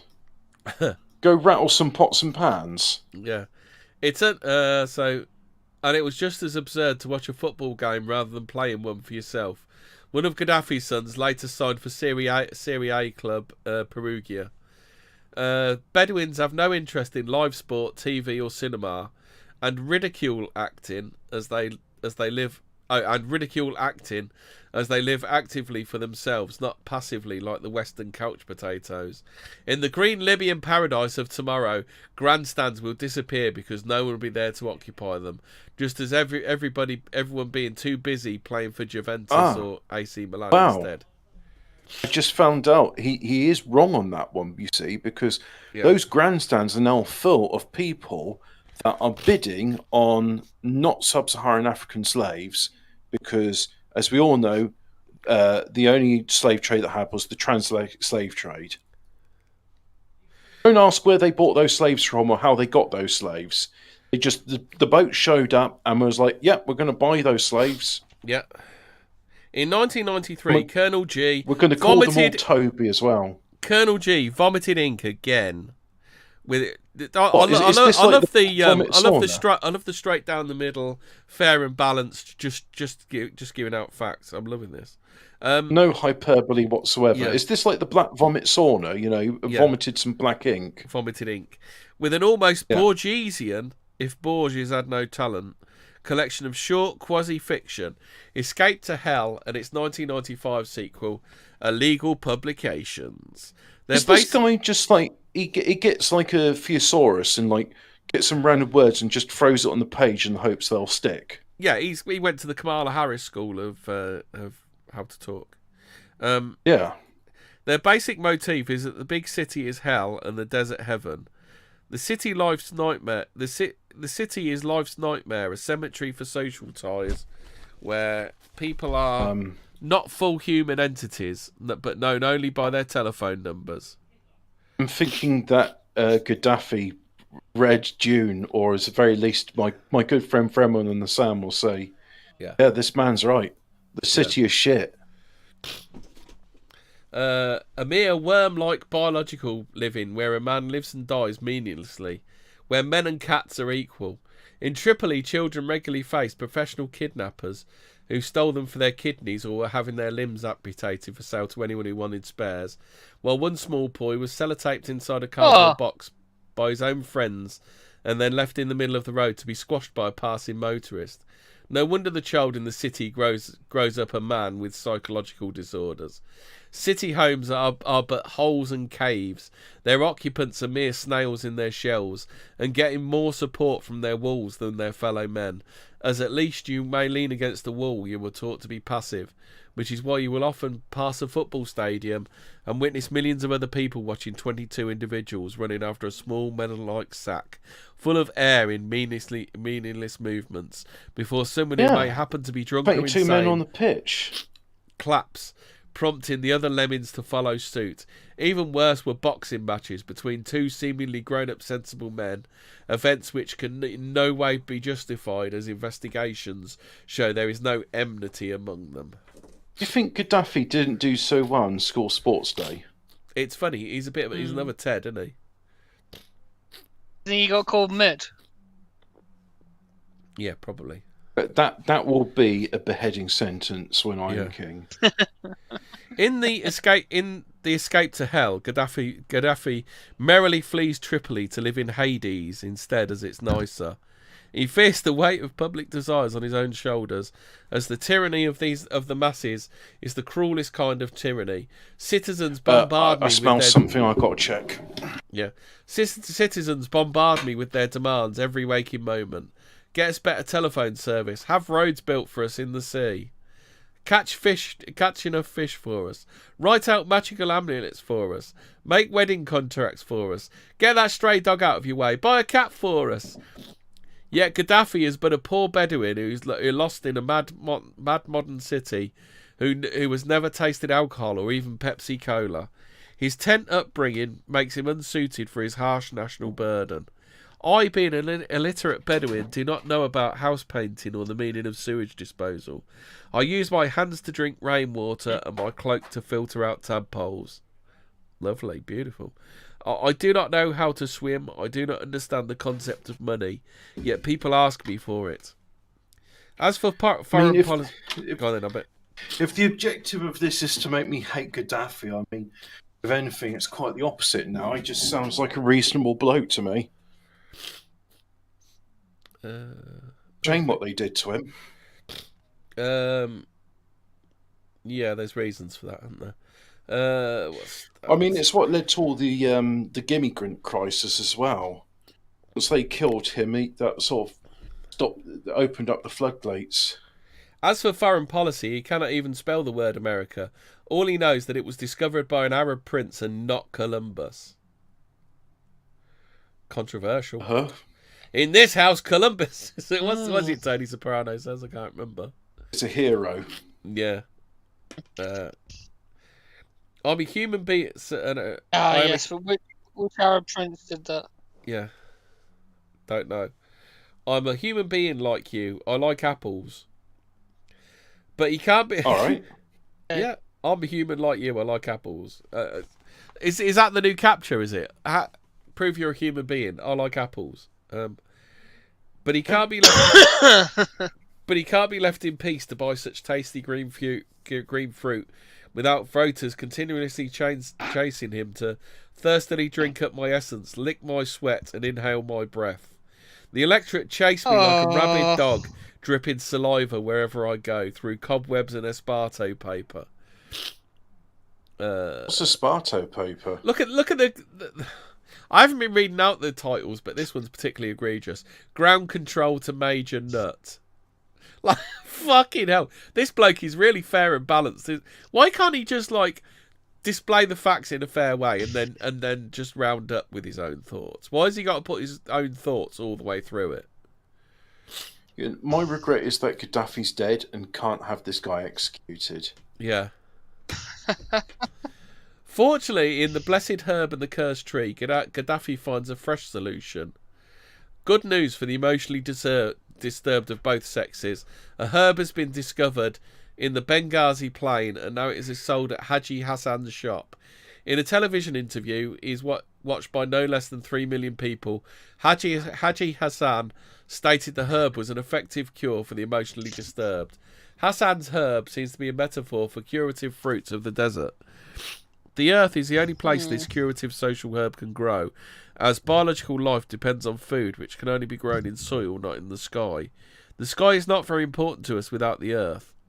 Thus, actually, the earth is your real mother.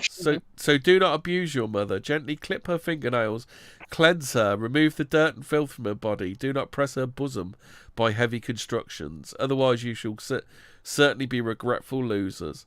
When you kill the earth, you commit suicide indeed. That's true.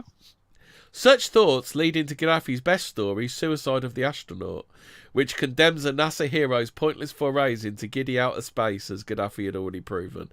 For man, bread, dates, milk, meat, and water are vital. They only grow in soil, not in interstellar vacuums, meaning that after messing about near the moon for a bit, taking pictures of all the planets, the astronaut has to return to Earth from his outer space escapade for his tea. Back on terra firma, the hungry rocket man sheds his spacesuit for a normal one in search for an earthly job, but he only knows how to fly spaceships, having no plumbing qualifications, and so leaves the city for the countryside. A farmer feels sorry for him, asking if he is attracted to the Earth, but the spacefarer misunderstands and treats him to a long lecture on gravity, parading his space knowledge instead. All I have answered is the question. I think I have answered the question fully now. As you see, I am well informed in matters concerning the Earth, concludes Neil Armstrong, expected to get the job. But the farmer, clearly no Sky at Night fan, is unmoved by the Astro Falls space journey with no tangible gains concerning his farm. What mattered to him was the distance between one farm and another, not the distance between Earth and Jupiter. He was also interested in the volume of the... So it's supposed to be about the Green Book, doesn't speak about the Green Book, just talks about Gaddafi's fiction. Yeah, right. He was also interested in the volume of the yield his farm, not the volume of Mercury.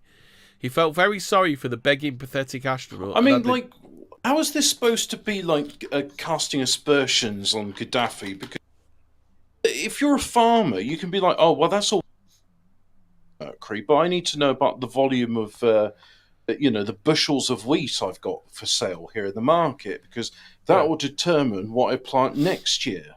Yeah. And how much of it I'll be planting next year. And also, what are the wheat futures going to be like? Mr. Spaceman, can you tell me about wheat futures and what the fertilizer prices are going to be? Because I'm from NASA. I'll tell you all about global warming. Yeah.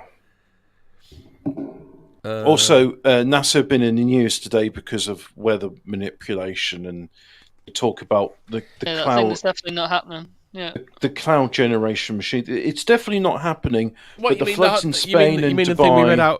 You mean the thing we read out from? That $100 billion industry is definitely not happening. Right? Yeah. The industry that's not happening already is worth $100 billion in this country alone. That's a lot of money for something that's not happening, isn't it? Yeah. Well, there are other things that never happened that make a lot of money. Yeah. Yeah. Wonder what that could be. You're not talking about a certain case against Mr. Alec Jones, are you? That made a lot of money. I'm just saying, No, I think he's on about something else as well. There are numerous historical precedents for things that never happened, which turn into real money spinners. Yeah. And you mean the sort of things we've paid for, so we should have? Yeah, the things which I'll leave to the viewer's imagination as to what they could be, because really it's up to the eye of the beholder, I suppose. So the farmer felt very sorry for the begging, pathetic astronaut, and had the desire to give him some alms, but was unable to take him on as a farmhand. And so, having lost all hope of finding any breadwinning job on the Earth, the astronaut decided to commit suicide. The end. It should be. So effectively did Gaddafi implement the political aspect of his Green Book by abolishing all parliaments, parties, civil bodies, trade unions and legislatures, other than the security forces and a few men in tents talking bollocks. Yeah, because that's what the plebs do, talk bollocks. Oh, can I just say, Gaddafi and Donald Trump share something in common, where their bodyguards were both women. Yeah. Yeah. So, Hobbit. We've seen recently how according to the bloke who wrote this article, Mr. SD Tucker, you're just a fucking pleb. Does that mean you're just a fucking pleb, so why the fuck should you have anything to do with politics? There are people who have been trained to do politics. They have the bits of paperwork, and they should be doing politics because they've been trained to do it.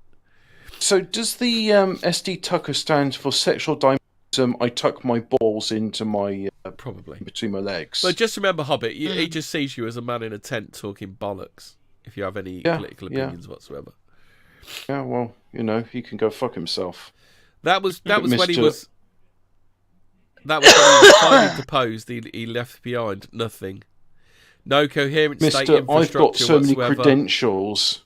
Mr. Big Bollocks with my piece of paper that says I've got a master's degree in tucking my bollocks in between my legs.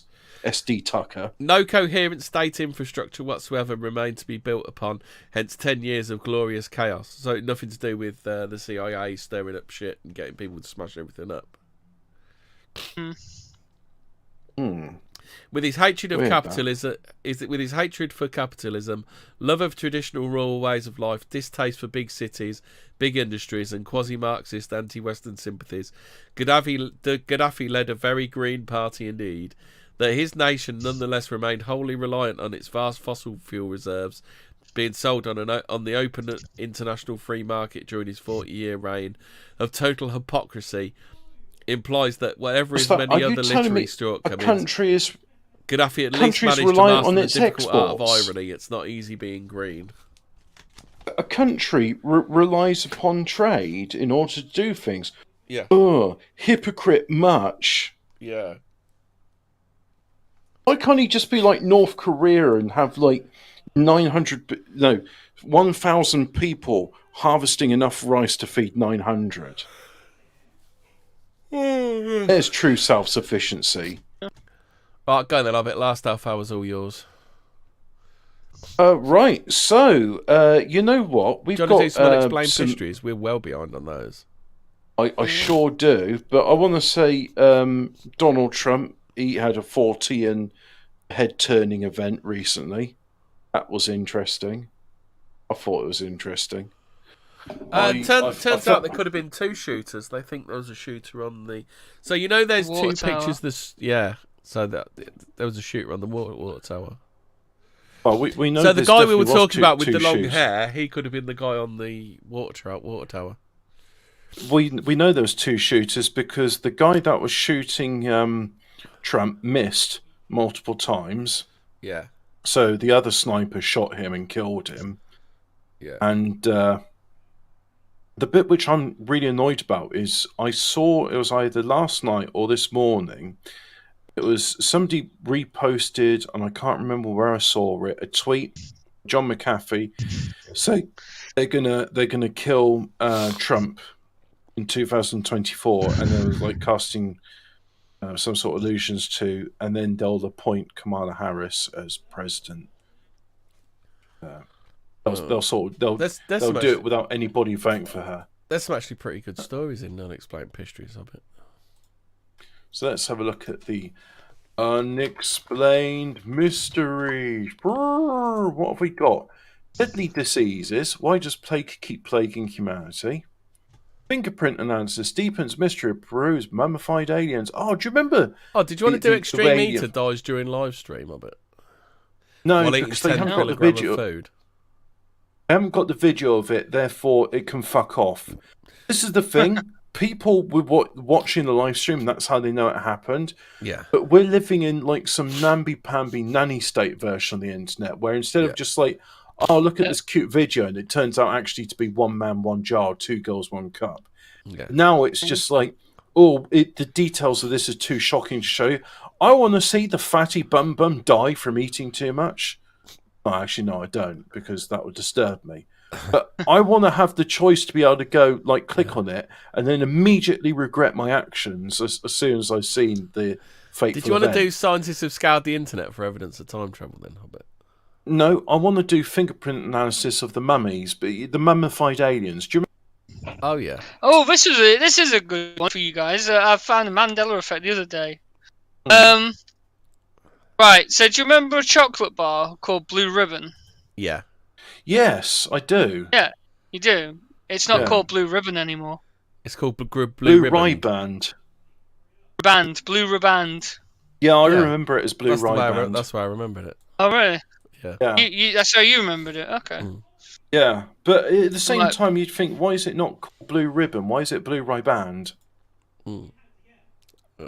Because it's some people English, seem to think it's Blue Ribbon would be like Yankeefied. Well, no, this is people in the UK supposedly remember it as Blue Ribbon. No, I mean Ribbon would be the Yankeefied version.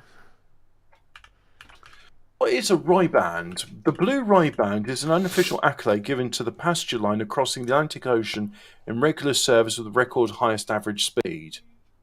Oh, did you know a riband, Hobbit, is a length of flexible wood or metal used to hold the ribs of a ship in place while the exterior planking or plating is being applied? So, SS United States is the last winner of the Blue Riband. Formerly, she still holds the title. And, oh yeah, but I guess these days, because passenger liners from Europe to the eastern United States don't really happen anymore, people don't care. Oh, I think Riband is the Yank version, isn't it? There's Riband with 2 B's and Riband. I want to know what Riband is. What's Riband? Riband. Riband, English meaning Cambridge Dictionary. What is this? Is this like Poundland Oxford Dictionary? Yeah. A Riband is a ribbon. Oh, okay. Fewer examples. Some of the boys were holding up long javelins with bright ribands attached to them. So, okay, so it's just another name for ribbon. So it's also used in heraldry. Well, yeah, ribbons are used in heraldry. Yeah. So anyway, those mummies from last year, do you remember when they were doing them and it was on live Mexican National Congress? Yeah, they made a cake one. Do you remember when they made a cake one? Yeah, and I do remember they made a cake one. I was like, that's a really weird thing to do. Like, oh look, here's like actual extraterrestrial. You know, it's definitely not hominid. Well, it is it's what's that? It's a humanoid form, but it's not a hominid. What? Back in 2023, Jamie Madfwaz, controversial figure even in the UFO community, the WAP community, presented. I'm glad that fucking phrase has died a death. Yeah. Presented what he claimed to be 2 alien bodies at a formal Congress hearing in Mexico City.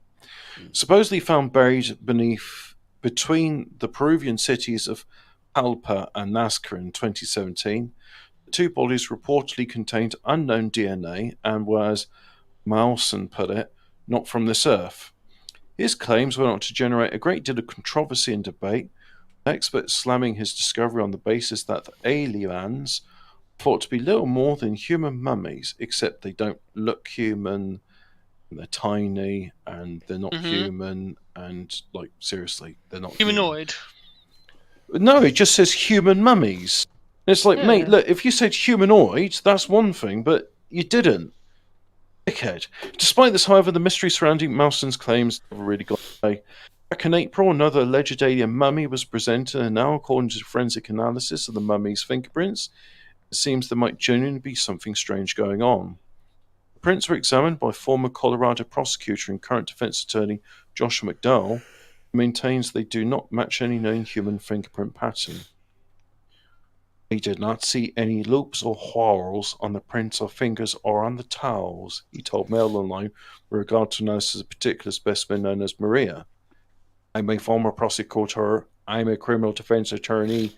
I've seen lots of fingerprints, and these were not of classic fingerprints.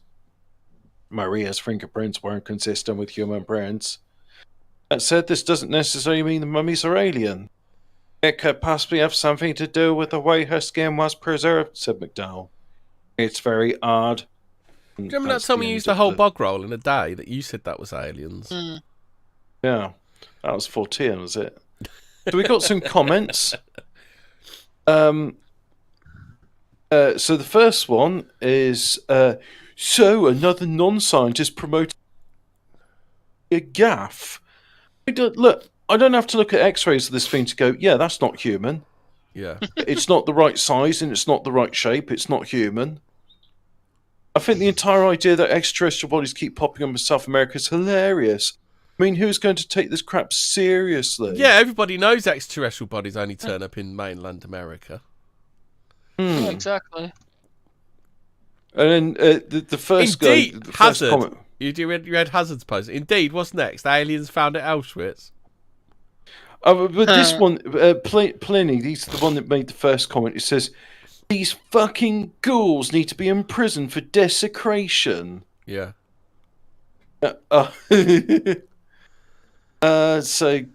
know what? Just like it reads like the Snopes editorial team in the comment section, so they could go fuck themselves. Yeah. Can meditation actually make mental health problems worse? Now, this is true because when you meditate, you bring demons into your body. Don't meditate. Since mindfulness is something you can practice at home for free, it often sounds like the perfect tonic for stress and mental health issues. Mindfulness is a type of Buddhist-based meditation in which you focus on being aware of what you're sensing, thinking and feeling in the present moment. The first recorded evidence of this found in India is over 1,500 years old. The Dharma meditation scripture, written by a community of Buddhists covered in cowpats, describes various practices and includes reports of symptoms of depression and anxiety that can occur after meditation. It also details cognitive anomalies associated with the episodes of psychosis, disassociation, and depersonalization. People feel the world is unreal. In the past 8 years, there's been a surge of scientific research that's science-based in the area. These studies show that adverse effects, scientific's not a difficult word to pronounce, let's try it again. There's been a surge of scientific research into meditation. Studies show that adverse effects are not rare.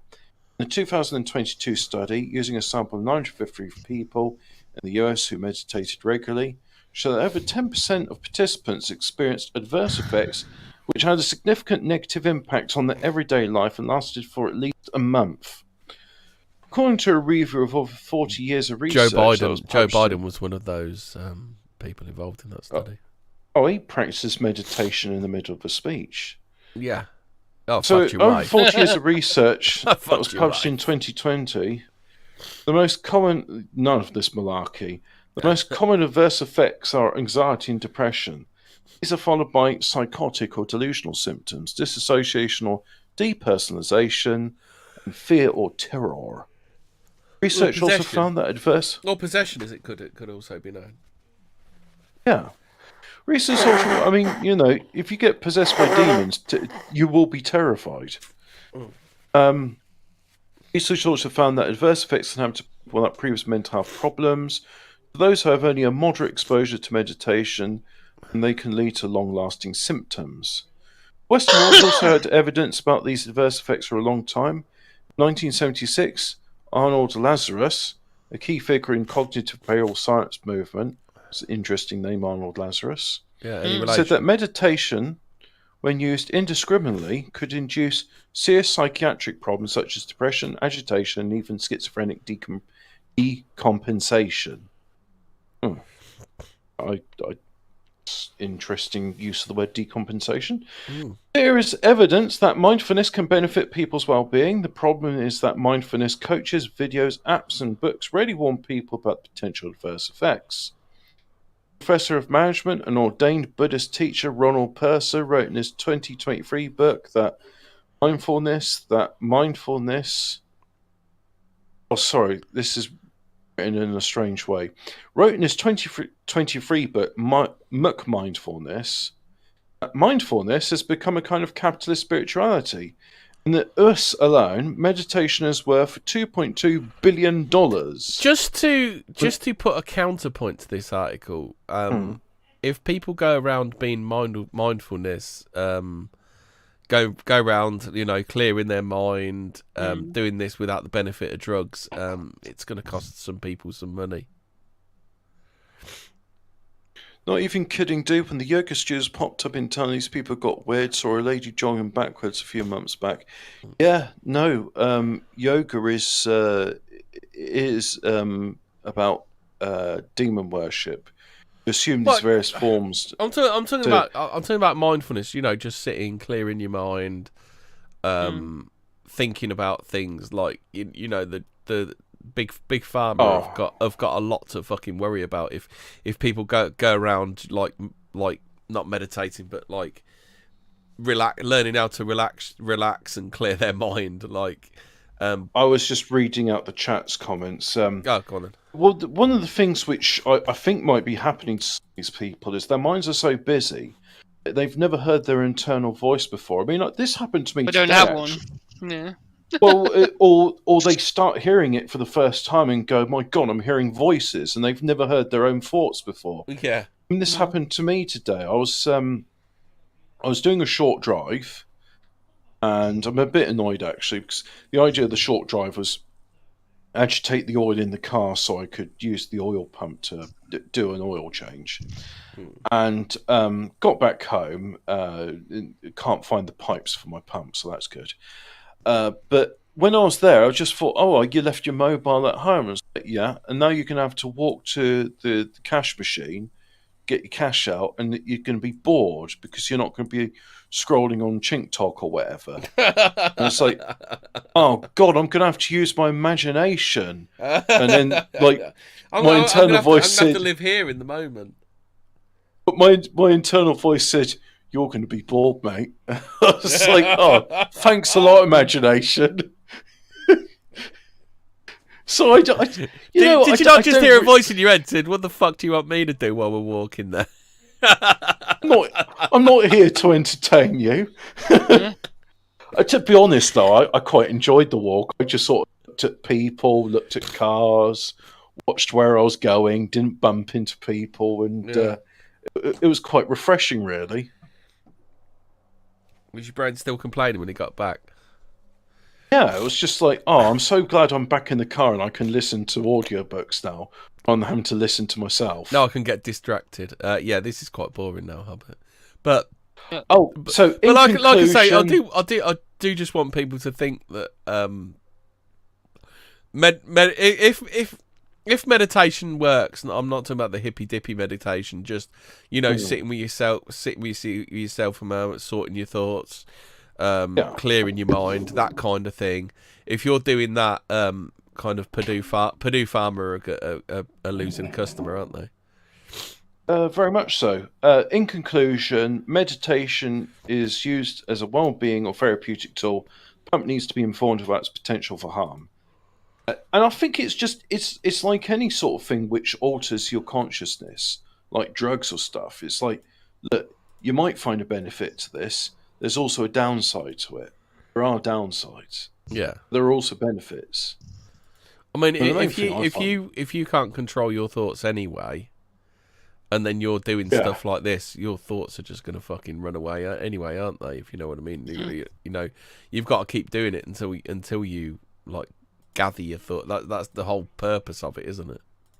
Well, I had to go at meditation. I got fed up with it because I couldn't just be in the moment. My mind was just running through things and hypotheticals, and I quite like to do for some reason various sort of machines. Take them apart in my mind and put them back together, and try and analyze where the pulleys and cogs go. And then I said to someone about this, and they said, "Oh, well, meditation is a lot like you put a puppy onto a square, and you expect it to sit there, but it's a puppy. It's going to start wandering off. You just have to bring it back." And I was just like, "Yeah, but it's a puppy. I mean, well, but that's the thing. You've got to train the puppy. You've got to train your mind. I think that analogy probably does work quite well. But why would I want to train my mind to do that when it's probably far better off if it's imagining cogs spinning and wheels turning? Your troubles with sleep for a start of it. Oh, mate! Now this is good, right? So in ethnic people can't handle day spice. Ghost pepper chips send 14 Japanese students to the hospital. No, hold on 1 sec. Have you heard? There's a thread on. I think it might be Reddit. It might be How somewhere is this else. Unexplained mysteries? It's Americans eating mustard. Oh yeah, they're not used to mustard. They can't take it at all, and they shit themselves. Yeah, well, probably don't actually shit themselves, but they don't. They really don't. They vomit. They do vomit, but they say it's worse than any chilies they've ever had, don't they? TK Randall, how is this in the field of fucking it was English mustard, because they're just used to stuff that like a yellow ketchup, which is slightly hotter than it's like tomato. Yellow vinegar. It's not. Yeah, if you've had that stuff, it's mostly vinegar. I've never had American mustard, so it's mostly vinegar. So it's like yellow. It's like, imagine ketchup with too much vinegar in it, and it's got the weird aftertaste. I was intrigued by something I saw for sale in Belgium called sweet mustard, so I bought a jar of it, and I thought, I wonder if this... Because the Germans look quite like sweet mustard, and no, it's the Austrians that are fond of mustard. They do this form of mustard with tarragon in it, and I thought it was quite good. Is it Dijonnaise? Dijonnaise is a mixture of Dijon mustard and mayonnaise, but all good mayonnaise has a bit of mustard in it anyway. That's what gives it the kick. Oh, okay. TK Randall, who writes for... But I thought white people didn't season their food. Yeah, never mind about the Spice Wars. TK Randall, you write for Unexplained Mysteries. I would like you to explain the unexplained mystery of people not used to eating spice, eat spice and go to hospital. The bag of chips turned out to be so spicy that more than a dozen students became unwell after eating them. Right? You get these kind of pandemic things in... Look, I used to eat chilies. Me and my mate Dave would just we'd sort of give each other jars of... My mate Dave, we'd give each other jars of various sauces that we could find with... Not with names like Arsehole Prolapser and Guts Liquefier 5000. Yeah. But there was one that I had which I'm sure had in Urdu written you had in your mouth.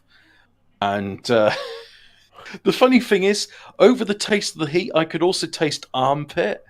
And then I went to like the market where I bought it from. Does this contain asphodidea? He says, you noticed? And it's like, yeah, it tastes like my armpit sweat. And he started laughing. He's like, yes, it's a good, rich taste. Many curries have it.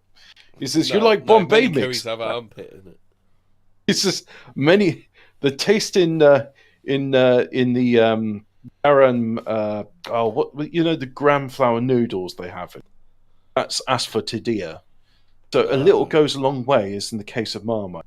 So anyway, unfortunately for a group of students from Rokugo Koga High School in Tokyo's Ottawa recently, nobody had taken these warnings particularly seriously. So there's warnings on the packet that it's hot. As soon as students tucked into bag ghost pepper-infused chips, they started to experience a range of symptoms. Crisps, Hobbit. Correct. I thought it was just like a bag of chips. Like, it's like, I'll have some chili sauce on my chips. I think you'll probably find it's a bag of crisps. Oh, okay. Well, they should have de-Yankify it, Hobbit. Well, they should have written crisps. So anyway, they're tucking into a bag of, Thai sweet chili crisps. And they experienced a range of symptoms ranging from nausea to severe stomach and mouth pain. I mean, this is normal for eating, like, spicy chilies. And I've had ghost peppers before, and the experience I had when I first had it, I put a tiny little bit of it on the chip, an actual chip, or a French fried potato, as the Americans might call it, and it felt like I'd been kicked in the... No, you can't call it a French fried potato. They're called French fries because they don't have enough potato content in them. Oh. What do you call, like, a thin chip? I don't know. I don't think Yanks even have chips. They got tater tots. Yeah, tater tots are different, aren't they? Tater tots are like little. The ones I like, which I don't think they've got them in America, but they're really good, and they also do balls. They call them. So over in France, they call croquette. And what it is imagine you've got a bit of mashed potato, either in the cylinder or ball form. Yeah, it's got this crisp. We have croquettes over here. Oh, good. Yeah, and years ago, KFC used to sell croquettes, and they were really nice. Oh my god! I had some KFC chicken recently. If I could have some croquette and that with gravy, I'd have been laughing. Yeah, they used to. Yeah, years ago, KFC used to do croquettes, and their coleslaw used to be proper, like as if it was like like that hard coleslaw that you get from supermarkets now. It didn't. They used to do proper coleslaw. Like the problem was like thinly cut, really nice. The problem I have with coleslaw from the soup, because I have eaten it, because like occasionally my goodie bags it's there. Is it just Instrumental like Lizard says there are also Yanks reacting to Marmite. Yeah.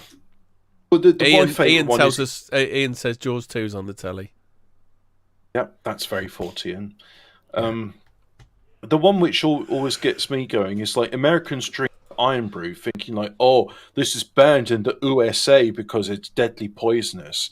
And they're drinking it. It's like, this tastes healthier than like orange Fanta.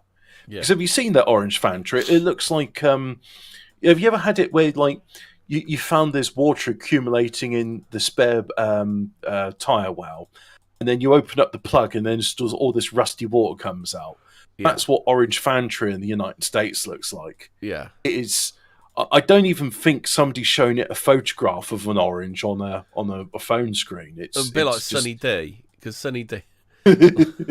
Sunny D's created by Procter & Gamble, isn't it? Which is a chemical company.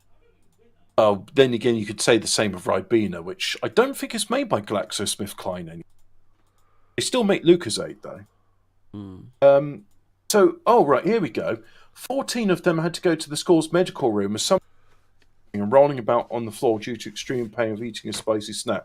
Now, I don't know in Japan if this is like something like they're not used to it or whatever, but there have been times when I've had like what's that sauce you get with the fucking tempura prawns? That's proper lively, isn't it? Oh, what, the sweet chili sauce? Yeah, it's nice. No, there's like a hot one. There's like a hot sweet chili one. Yeah. There's like a sweet chili one that's like really a real bitch on the back end. Well, the weird thing is, right, like, the mildest vindaloo I've ever had and the spiciest vindaloo I've ever had were within, in fact, let me have a look at these two towns because they're very close to one another. One you went to with me for my birthday party. Yeah. And the other one, yeah, in fact, these towns, they're not even, is that like 5 miles? What's the distance between, I want to say their names, but I've already doxed enough people today, Brian. Yeah, bro. So, Brian and Courting. Right, so there is 7 miles of difference between the spiciest and the mildest vindaloo I've ever had. But the spiciest vindaloo I've ever had made me breathe heavily, just like Fraser's doing right now. Sweat pouring out of my forehead, and I mean, just like I was actually on proper delirium. And I wasn't that I was blanking out. It was more that I was I was blanking out. I passed out for a bit. But I was I couldn't stop giggling because I was just I was really fucking high. The endorphins from it just made me feel good all over. So I don't understand these, like, don't get it. Like, surely you should know when you eat something and it says it's spicy, you'd just be like, yeah. Why? Surely, have you ever noticed that, like, why is it like white people don't season their food, yet when you get like white blokes eating curry, they go for the hottest curry they possibly can? Or like the hottest chilies in the world are owned by British growers. Like the Dorset Naga is what a ghost pepper's made from. They're people that really annoy you, aren't they, Nagas? Yeah, they are. I don't want them to be my neighbours either. I mean, what starts with an N, ends with an R, and you don't want that person, it's neighbour.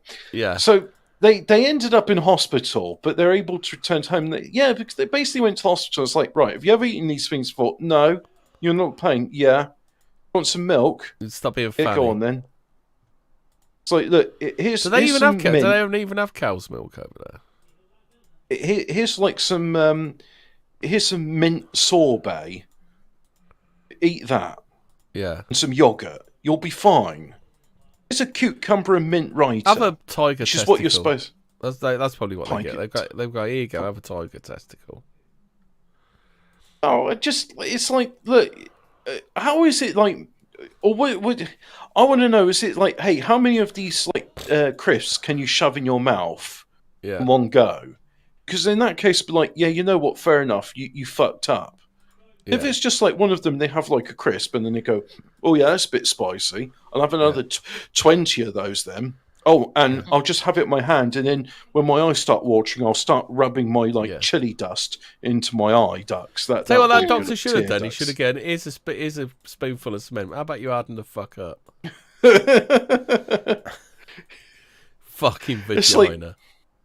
Like, the doctors, the doctors be like, yeah, we prescribed them like some, prescribed them some bog roll in the freezer and some cucumber and mint yogurt. Yeah. And we gave them a fucking nappy and a big girl's blouse because that's what they are.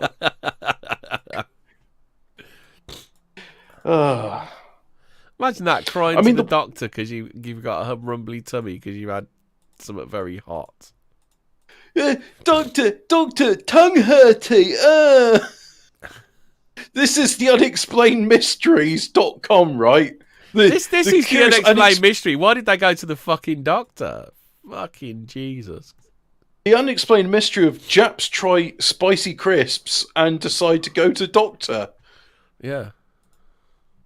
Oh, gravitational wave science applied to the Antikythera mechanism. So they've done the X-rays on it. They're going to use gravity waves now. Yeah. How does that work? We got time to do that? Yeah, I can do it if you want. Techniques used to analyze gravitational waves have now been applied to this enigmatic artifact. Techniques used to analyze gravitational waves have been... You know what? I'm really hungry. Need to save it for tomorrow. And you know that telephone telepathy thing? Yeah. He says he's going to be ringing me up in a few minutes. Yeah, Oh, go I've on, got time to do bang this. this one Anyway, out then. Fraser, this is around your neck of the woods. Yeah. More recently, scientists from the University of Glasgow conducted a new analysis of the Hing. Is that right? Is that how people say Thing in Scotland, Shire? Yeah. They say Hing. They analysed the Hing, the Antikythera Hing, by applying the same statistical modelling techniques that have been used to analyse You're gravitational missing waves. the best story of all. Someone's actually they've built a still suit that can turn urine into drinkable water. Oh, does it store poo in the thigh pads? Oh. Ripples in the fabric of space-time produced by the mate. I always remember Max von Sydow, and he's clapping Carl McLachlan on his thighs, and it says urine and feces are processed in the thigh pads. Yeah. So anyway, they enabled the team to solve a long-standing mystery over whether the mechanism counter ring had 450 holes or 365. 554 corresponding to the lunar calendar being deemed far more likely. You know, somebody actually argued the other day saying, wouldn't it be better if we had 13 months, each with them having 28 days? And then someone says, yeah, that's the lunar calendar. Then if I do 28 times 13, what number do I get? Can I just bring a calculator up? I can't do 13 times table in my head. 13 times 28 equals 364. Oh, I mean, 364 days, and then you got one leap day. Yeah. And then just every 4 years, you got 2 leap days. I don't know why we don't do this. And the other thing, when I'm king, I'm doing away with British summertime, and I'm doing away with the 12-month calendar. I mean, people can still use it, like feet and inches, and you know, they can like miles and kilometres. You've got to name another month though, Hobbit, and it'll just be like yeah, we'll name it after me. We'll call it'll it just get Hobbitmas. named after Bruce Jenner or something, won't it? Well, no, I mean, like we got December, which should be the 10th month. We'll call it Hobber, yeah. We'll call it Hobbitma something. Hobtember. Yeah, but the thing is, August is named after Emperor Augustus. Craig Wilson says marathon to Snickers pissed me off. June, is it July was named after Julius Caesar, or is it June? January is named after Janus. February is named after the Roman god of the colour grey. March is named after the thing you do when you're in the legions. I know about April and May. I don't know. Are we about ready to wrap up, Robert? You done? Yeah. Right, we're all done. Night all, stay spooky. Remember, fuck off now. Something. Remember, don't eat. Bye. If you are going to eat hot chili crisps, don't be a big fucking girl's blouse over it. Yeah, Japan, like, spice status unhandled.